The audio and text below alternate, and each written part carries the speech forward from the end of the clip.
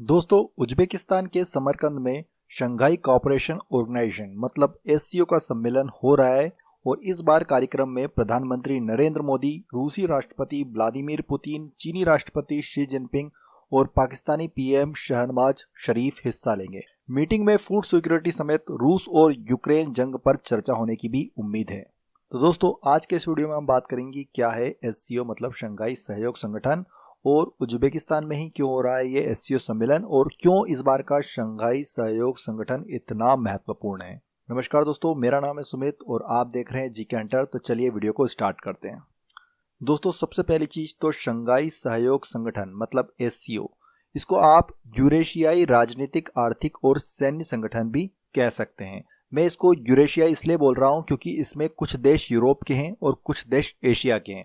Europe के भी बड़े बड़े देश हैं और कुछ एशिया के बहुत ही शक्तिशाली देश इस संगठन में शामिल है। अगर इसके लक्ष्य की बात की जाए, इसका लक्ष्य तो शांति, सुरक्षा और स्थिरता बनाए रखना होता है इसका लक्ष्य। अगर इसके गठन की मैं बात करूं तो इसका गठन, एससीओ का गठन सन 2001 में 15 जून सन 2001 में किया गया था और इसका मुख्यालय बीजिंग में स्थित है।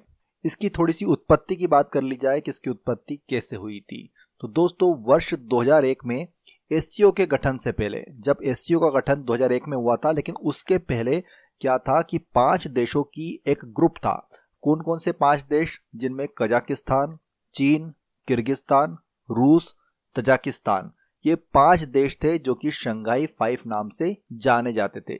लेकिन वर्ष 2001 में संगठन में उज्बेकिस्तान भी शामिल हो गया था। उज्बेकिस्तान के शामिल होने के बाद इस संगठन का नाम हो गया था एससीओ, शंघाई कोऑपरेशन ऑर्गेनाइजेशन कर दिया गया था। अगर बात की जाए भारत की कि भारत इस संगठन में कब शामिल हुआ, तो आपको बता दूं कि 2017 में भारत इस संगठन में शामिल हो गया था। भारत के साथ साथ पाकिस्तान भी इस संगठन का सदस्य 2017 में ही बना था।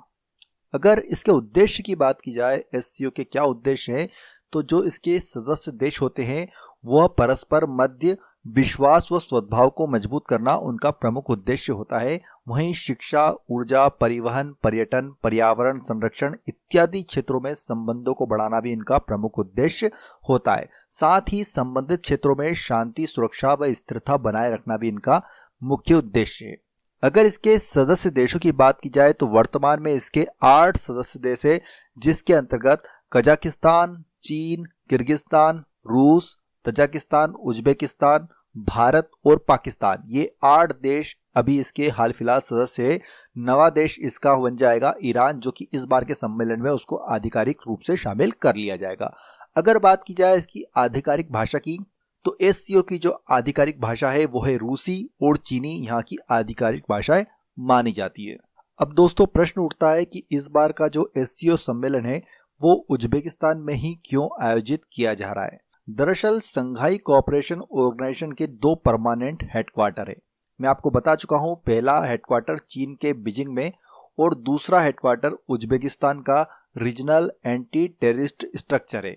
और इस साल उज्बेकिस्तान 2022 की एससीओ समिट का होस्ट है। समिट के लिए हर देश को मौका मिलता है, उसके नाम पहले से ही तय हो जाते हैं और इस बार जो उसका होस्ट देश है वो उज्बेकिस्तान को चुना गया है।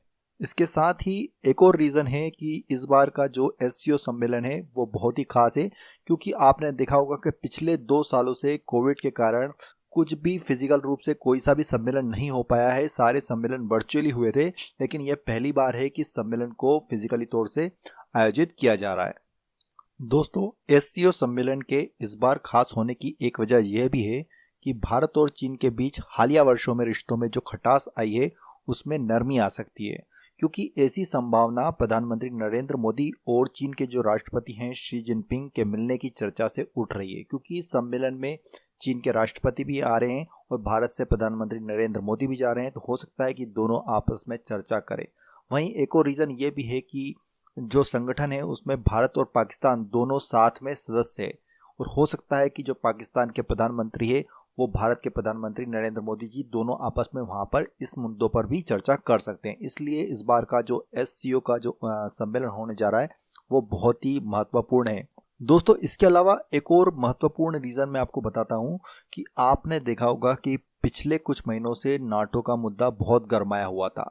आपको पता होगा कि वर्ल्ड अफेयर्स के तहत आपने सुना होगा कि रूस ने यूक्रेन पर हमला कर दिया था। दरअसल जो हमला हुआ था यूक्रेन पर, वो इस रीज़न से हुआ था कि यूक्रेन चाहता था नाटो में शामिल होना। वहीं रूस ये नहीं चाहता था कि यूक्रेन नाटो में शामिल हो, क्योंकि रूस को लगता था कि अगर यूक्रेन नाटो में शामिल हो जाता है तो जो नाटो के देश हैं, जितने भी नाटो के संगठन के देश हैं, उनको पावर मिल जाएगी रूस पर आक्रमण करने की, क्योंकि उसकी सैन्य शक्ति वहां से मजबूत हो सकती है। अब यहाँ पर मैं आपको नाटो के बारे में इसलिए बता रहा हूँ क्योंकि जो एससीओ है, शंघाई कोऑपरेशन ऑर्गेनाइजेशन, और नाटो, दोनों ही इनको अपोजिट मान सकते हैं हम एक दूसरे के, क्योंकि इन दोनों ही संगठनों में बहुत ज़्यादा विरोधाभास है। क्योंकि एससीओ गुट निरपेक्षता पर आधारित एक सहकारी संगठन है और किसी तीसरे पक्ष को लक्षित नहीं करता। वहीं अगर बात की जाए नाटो की, तो नाटो जो है शीत युद्ध की सोच पर आधारित एक संगठन है, इसलिए बहुत ज़्यादा विरोधाभास है नाटो और एससीओ में। इसलिए भी जो ये मीटिंग होने जा रही है अभी एससीओ की, ये कई मायने में बहुत ही महत्वपूर्ण है।